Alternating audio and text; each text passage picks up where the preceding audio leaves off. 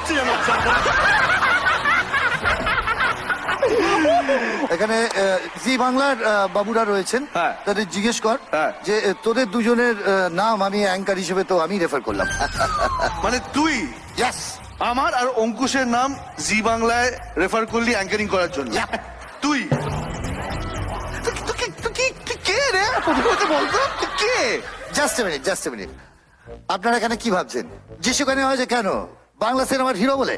আর এখন শুনেছি নাকি ওই বলিউডে কি সব ছবি করছে, দেখিনি, শুনেছি কি সারেগামা পায়ে দুর্দান্ত অ্যাঙ্কারিং করে বলে।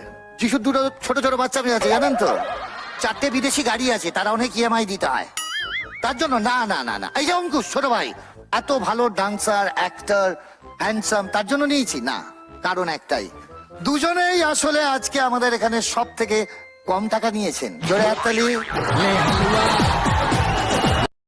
এমন হাবভাব যেন স্টেজ